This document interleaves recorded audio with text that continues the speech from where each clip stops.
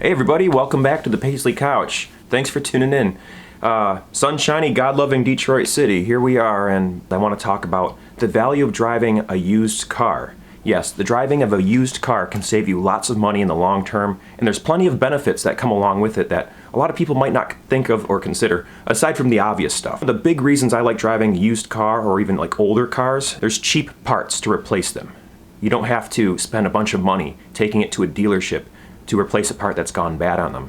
Now I know if you buy a newer car, chances of you having to mess around with new parts is greatly reduced, but at what cost, right? If you're gonna pay $20 to $30, even for like $40,000 for a car with interest, with regular payments, is that really worth it when you can just get a new part to replace the used part on the vehicle for a couple hundred in labor? The price of your car note for 1 month? I don't know. I don't understand what other people are doing when it comes to their finances, when it comes to purchasing vehicles. A lot of people have a pressure to like keep up with the Joneses and maintain an image.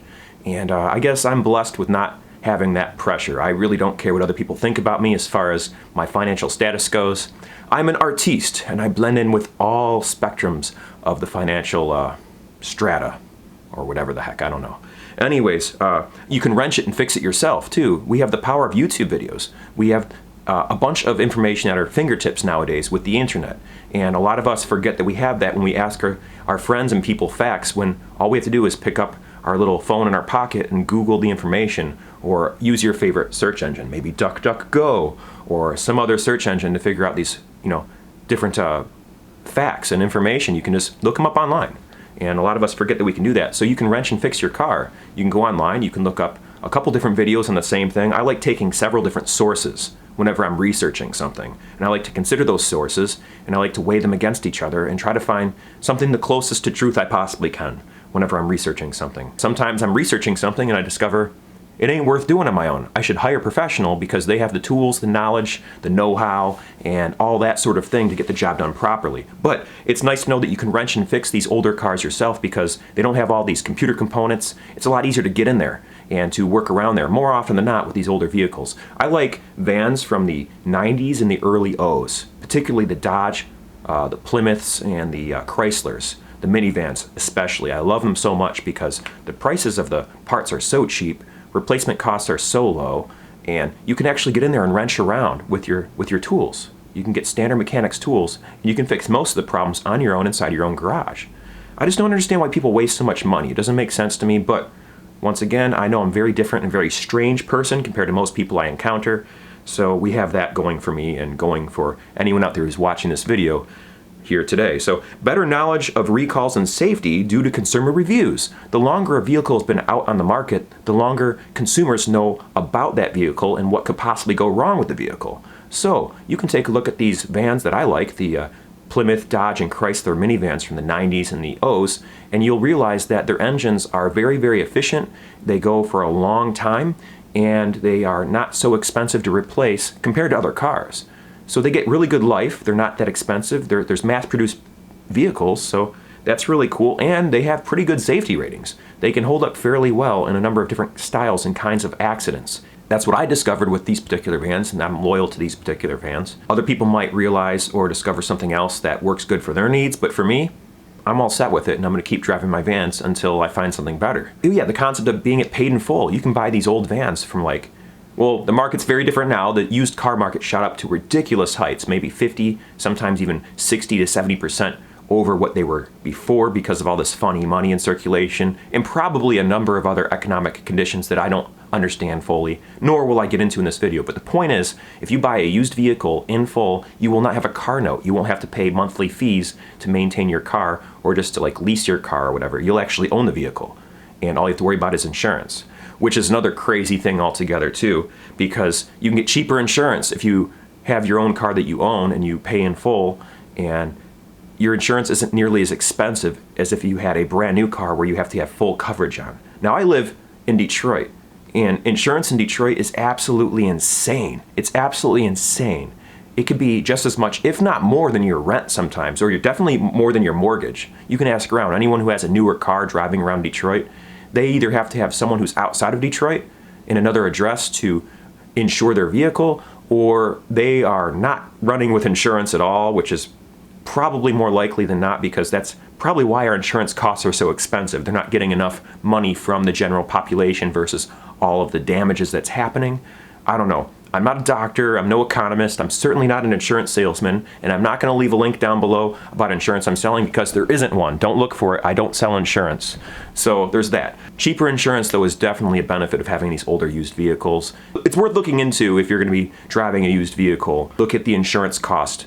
Call up your insurance provider and see how much the insurance will cost with certain vehicles. And it's another reason why I like driving my minivans. The insurance is a reasonable rate for my needs and for what my level of coverage I'm comfortable with purchasing. There's less cares given if my car gets damaged. I buy cars and I know that the bones and the inside, the structure is good, the engine runs nicely, it sounds nice, and I don't care if there's a little bit of rust on it. I don't care if there's some dings in it.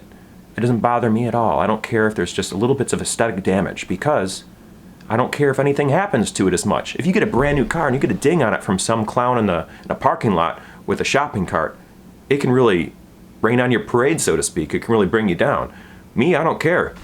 Ran your shopping cart into my van by accident. I don't mind. If you do it with anger, then I'll have words with you. But any accidents, water off of Doug's back. I don't really care if something happens to my car, a couple dings and scrapes. No big deal. No big deal at all, because I bought my car for $2,000 and I've driven it for 5 years and I paid less than $100 a month for insurance, while everyone else is paying way, way, way more, and they'll never see that money again. They'll never see any of that money because it's gone. They bought gasoline, they bought insurance, they paid way too much for their new car, in my opinion, when they could have used that money for savings or to get out of debt or to buy investments perhaps, or some other way to get out of poverty. And a lot of us people in Detroit are in poverty. I've been fighting to get out of poverty for a long time, and I'm almost out of poverty, but it looks like I'm having a child pretty soon, so I gotta work extra hard. I don't want to rely on government assistance to get by and to raise my family and to take care of my child to be. That's another video for another day, folks. And then the other advantage of driving used cars, especially if you live in sunshiny, God-loving Detroit, is that it's less of a target for people to steal or break into it.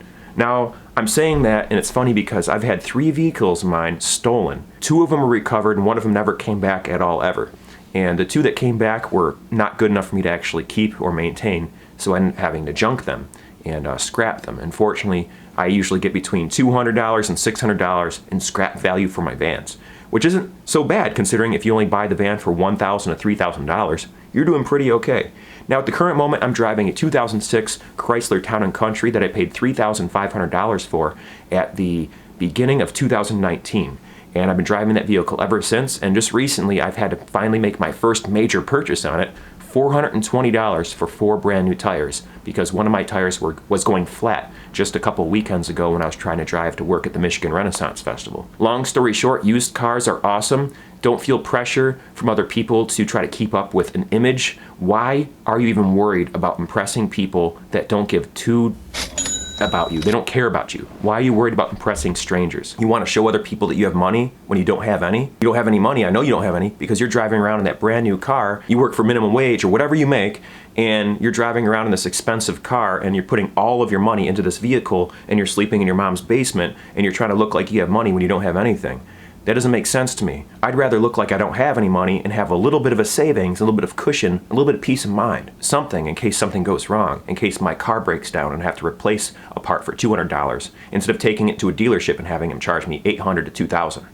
Anyways, folks, that's the video for today. Thanks very much for watching. I appreciate it very, very much. I'm a very chaotic poster here on YouTube. I post every single day of this year, and I intend on posting every single day of this year as well. And I post about way too many things. As I said, a chaotic poster. But one thing I do consistently is I do weekly circus and flow arts tutorials where I teach you how to teach yourself the art of the contact juggling, something you see right here. This is what I'm best known for in the southeastern Michigan area. I am known as TheAmazingFlec, as you may or may not have noticed at the beginning of this video, and this is the contact juggling I've been doing ever since I was 16. I'm 38 right now, so I've been playing with my balls for over 18 years, if you do the math. And, oh no, actually more than that, wow, 22 years. I got that bass backwards.